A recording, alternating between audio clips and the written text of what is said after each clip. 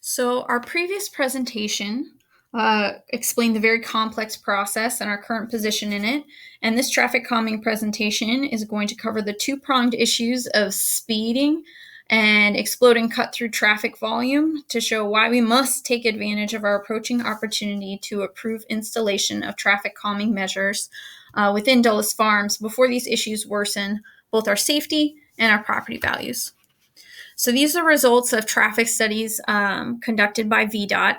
In order to qualify for traffic calming, your average daily trip count needs to be 600 and higher, which we easily met.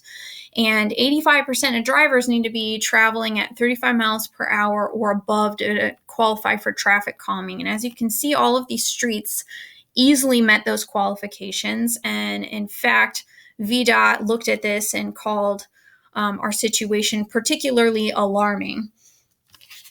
In addition, Winning Glory was studied multiple times, but surprisingly did not meet minimum qualifications for traffic calming at this point. But Success Drive easily did and was added to the plan. All right, so there's two sections of our community, and we're both at the epicenter of a lot of development that's going to impact our neighborhood streets. Braddock is going to be changed to 4 lanes. North Star will expand potentially up to even 6 lanes. Gum Spring is already a very busy 4 lanes, and these are lights that are already in place now, recently installed. These are traffic lights that are already approved and will be put in soon.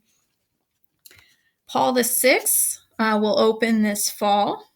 We have commercial being built out at the corner of Gum Spring and Braddock. And in addition to that, the Prosperity Plains housing development still growing. Lena Mill is still expanding and adding houses to the same effect over by Westridge and Stratshire, as is Willisford. And all of these huge developments are putting more pressure on the main roads and intersections. Light Ridge High School is also going to open this fall over here off of Braddock and the North Star area. These are approved commercial centers.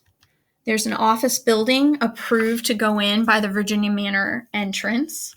A child learning center was approved long ago, but it's yet to be built by the Virginia Manor Clubhouse. At the corner of Gum Spring and Braddock, we have a mix of retail and housing approved. Eventually, this plot is going to be housing, and county staff has expressed a desire to put connecting road directly into Virginia Manor to take pressure off of Braddock. So we are also smack in the middle of commuters heading north-south, especially when the Silver Line Metro opens in Ashburn. We're going to see that effect magnified. We have development to the south and west, which is going to create congestion on these roads, which of course leads to people seeking alternate routes to avoid congestion and avoid traffic signals. So for example, the commercial center, it's going to be the closest grocery or gas for a lot of people to the west of us for quite some time. Elementary school to Aaron's, we see this cut through for Racing Sun already because it's so hard to make the left onto Gum Spring from Seven Hills. Success and Lenox Hale are already how a lot of these people bypass Braddock. Waze, Google Maps, etc. actually direct drivers this way. New housing development will use Royal Hunter and Lenox Hale. Kirkpatrick and other residents can bypass lights and a congested intersection to go north or south by using Royal Hunter to Lenox Hale and Racing Sun.